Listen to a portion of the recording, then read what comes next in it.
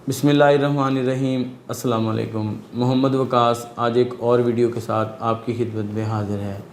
नाज़रीन, आज हम जिस मौजू पर बात करने जा रहे हैं वो मौजू बहुत ही इम्पॉर्टेंट है और स्पेशली वो है ही स्टूडेंट्स के लिए जो 9th और 10th या FSC या फ़र्स्ट ईयर सेकंड ईयर के एग्ज़ाम में अपीयर होने के लिए जा रहे होते हैं।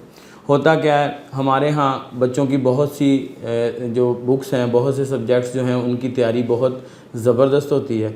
उन्होंने टेस्ट में भी पार्टिसिपेट किया होता है, उन्होंने लर्निंग भी की होती है, ईच एंड एवरीथिंग उनकी रेडी होती है। लेकिन क्या होता है, पेपर में कुछ टेक्निकल गलतियाँ ऐसी होती हैं बच्चों से जो उनके मार्क्स जो हैं वो खा जाती हैं।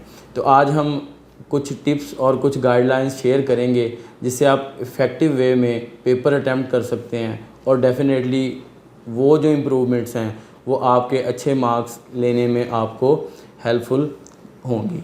तो इस तरह से आपके पेपर की तैयारी में आपके लिए मामून होंगी। तो इसमें सबसे पहले हमारे पास जैसे हमारी जो एकेडमिक हमारे कोर्स की हमारे सिलेबस की तैयारी हमारे लिए इम्पोर्टेंस रखती है, इसी तरह से एग्ज़ामिनेशन हॉल में अपीयर होने की और अपने साथ जो भी कुछ आप इंस्ट्रूमेंट अपने साथ रखते हैं उनकी तैयारी भी जो है वो पेपर अटैम्प्ट करने में हमारे लिए हेल्पफुल होती है। इसमें सबसे पहली जो चीज़ हमें अपने ख़्याल में रखनी है वो चीज़ ये है कि आप बिफ़ोर पेपर एक दिन पहले अपना जो ज्योमेट्री बॉक्स है उसको रेडी करें।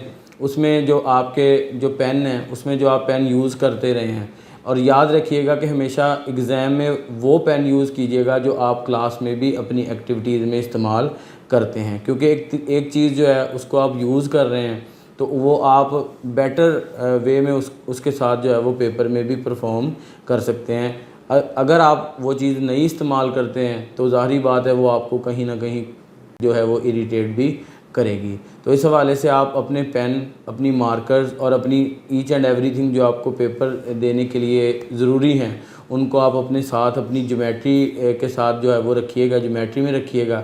और याद रहे कि एग्ज़ामिनेशन हॉल में बोर्ड के जो पेपर्स होते हैं उनमें डब्बी वाली या जो कुछ पोशीदा तहखानों वाली जो ज्योमेट्रीज़ आती हैं वो अलाउ नहीं होती।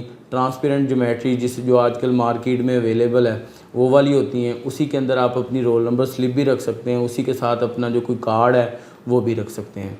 तो सबसे पहली बात है कि वो आपने तैयार कर लेनी है ताकि अगर आपके साथ कोई मसला होता है या आपका पेन ख़राब होता है तो आपके पास स्पेयर चीज़ जो है वो मौजूद होनी चाहिए। इसी तरह से अमूमन क्या होता है कि जब एग्ज़ाम कंडक्ट होते हैं तो समर में होते हैं और बहुत ज़्यादा गर्मी होती है और लोड शेडिंग का तो मसला वैसे ही पाकिस्तान में है। तो एग्ज़ामिनेशन हॉल या सेंटर्स जो होते हैं उनमें अल्टरनेट कोई भी अरेंजमेंट नहीं होता बिजली का, जिस वजह से क्या होते हैं पंखे बंद हो जाते हैं और क्या होता है बहुत ज़्यादा पसीना आने की वजह से आपका पेपर जो है वो ख़राब होना शुरू हो जाता है। इसलिए आप इस काम के लिए अपने साथ एक छोटा जो रुमाल कह सकते हैं या हैंड टॉवल होते हैं छोटे छोटे, वो आप मार्केट से परचेज़ करके अपने साथ लाजमी लेकर जाइएगा। उससे आपका पेपर जो है वो ख़राब होने से बच जाएगा। अब आगे जो चीज़ आती है, हम एग्ज़ाम में पहुंच गए, हम बैठ गए, पेपर हमारे हाथ में आ गया। जो सबसे पहला उसमें गुर है ना वो ये है कि आपने पेपर अटैम्प्ट करने से पहले एक दफ़ा क्वेश्चन पेपर को सारा A to Z रीड कर लेना है। अगर आप क्वेश्चन पेपर को A to Z जो है वो रीड करते हैं तो इससे आपको आइडिया हो जाएगा कि क्या कुछ पूछा गया है और मुझे उनकी तैयारी के हवाले से मैं उनकी जो नंबरिंग है वो कैसे कर सकता हूँ। मतलब फ़र्स्ट प्रायोरिटी पे क्या चीज़ आ सकती है क्वेश्चंस अगर हम बात करें तो उसके बाद आप अपनी एक सेल्फ़ असेसमेंट कर लेंगे कि मुझे कौन सा जो क्वेश्चन है वो किस तैयारी के साथ आता है, वो अच्छा तैयार है, वो मीडियम है, वो लो है, वो किस कैटेगरी में आता है। आपको सबसे पहली चीज़ ये जो है वो हो जाएगी। उसके बाद अगली चीज़ जो है ना वो पेपर अटैम्प्ट करने में आपने सबसे पहले क्या काम करना है, जो एग्ज़ामिनर देखता है वो आपका पेपर का देखता है इम्प्रेशन। अगर आपने पेपर जो है वो नीट एंड क्लीन अटैम्प्ट किया है तो डेफ़िनेटली वो एग्ज़ामिनर के ऊपर अच्छा इंप्रेशन डालेगा। और ज़ाहिरी बात है जब आपके पेपर का इंप्रेशन अच्छा होगा तो उसके माइंड में ये इंप्रेशन चला जाएगा कि ये एक ज़हीन बच्चा है, इसने हार्ड वर्किंग के साथ जो है वो पेपर को अटैम्प्ट किया हुआ है। तो इस वजह से आपके पेपर का जो इंप्रेशन है वो एक बेसिक रोल रखता है एग्ज़ामिनर के हवाले से। अब नीट एंड क्लीन से मुराद ये नहीं है कि आपने पेपर खाली देना है। नीट एंड क्लीन से मुराद ये है कि आप जब पेपर अटैम्प्ट करते हैं तो उसको प्रॉपर हेडिंग्स यूज़ करें, उसमें एक साइड बाज़ बच्चे क्या करते हैं बहुत सेंटर में लिखते हैं और बाकी जो स्पेस होती है दोनों तरफ से पेपर की उसको क्या करते हैं छोड़ देते हैं। ये बात याद रखिएगा कि वो चीज़ एक अच्छा इंप्रेशन नहीं डालती। वो चीज़ ये इंप्रेशन डालती है कि बच्चे को जो है वो उसके पास लिखने के लिए कंटेंट नहीं था और उसने क्या किया है ज़्यादा शीट्स भरने के चक्करों में दोनों मार्जिन जो लेफ़्ट और राइट साइड जो हैं पेपर की जो आंसर शीट की उसको क्या किया है ज़ाया किया है और बीच बीच में लिखा है। और हेडिंग्स जो हैं वो मेन हेडिंग हर क्वेश्चन में जो मेन हेडिंग है उनको लाजमी मार्कर के साथ हाईलाइट करें। ये बात याद रखें मेन हेडिंग्स ही हेडिंग्स नहीं। बाज़ क्या होता है बच्चे हेडिंग लिखते हैं और उसके नीचे एक लाइन का जवाब, हेडिंग लिखते हैं उसके नीचे एक लाइन का जवाब। अगर आपने हेडिंग दी है तो मेन हेडिंग दें और उसमें कुछ ना कुछ कंटेंट जो है वो लाजमी लिखें। उसके बाद आपको एक चीज़ ये भी याद रखनी चाहिए कि पेपर अटैम्प्ट करते हुए जो सवाल है उसका टू दी पॉइंट आपने आंसर करना है।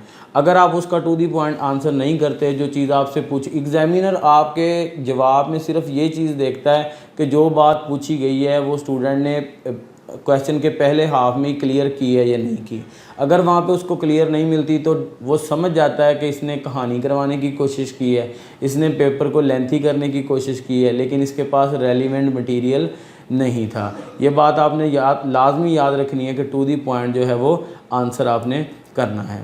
उसके बाद आप एक चीज़ और माइंड में रखिएगा कि जब आप क्वेश्चन को क्लोज़ करेंगे, जब आप क्वेश्चन शॉर्ट क्वेश्चन है या लॉन्ग क्वेश्चन है, जब आप उसको कंप्लीट करेंगे ना तो क्वेश्चन के एंड पे एक लाइन ज़रूर लगाइएगा और उस लाइन के दोनों तरफ जो है वो क्रॉस भी लगाइएगा। ये चीज़ क्या प्रेजेंट करती है कि आपने फ़लाँ क्वेश्चन जो है उसको यहाँ पे एंड कर दिया है, उसके आगे कुछ भी जो है वो मौजूद नहीं है, वो उससे आगे जो है वो अगला क्वेश्चन है।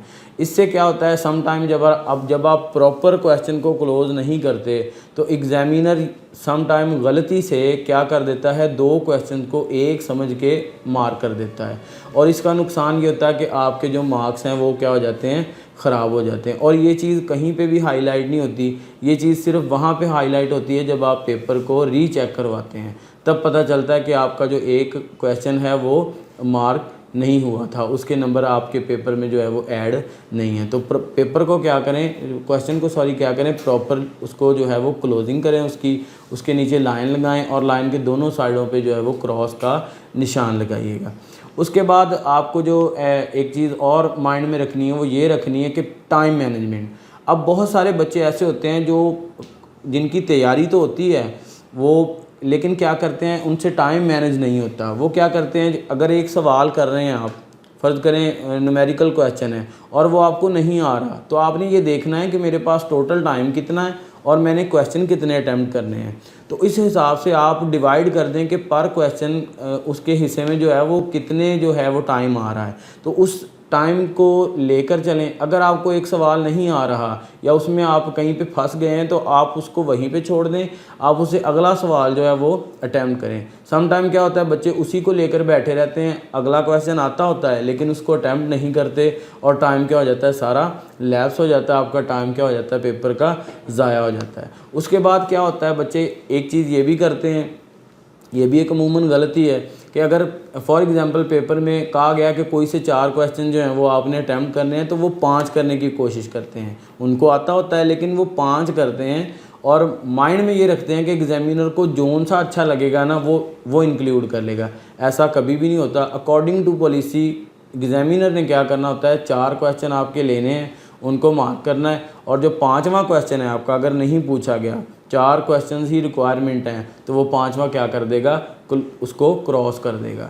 आपके फर्स्ट 4 क्वेश्चन जो हैं वही जो है वो एप्लीकेबल होंगे आपके पेपर में।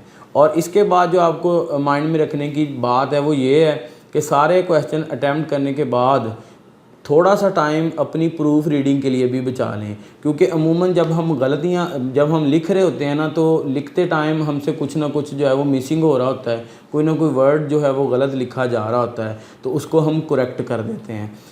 प्रूफ रीडिंग करने का फ़ायदा ये होता है, उसकी करेक्शन हो जाती है। लेकिन करेक्शन का भी हरगिज़ मतलब ये नहीं है कि आप अपने पेपर को भद्दा कर दें, अपने पेपर को ख़राब कर दें।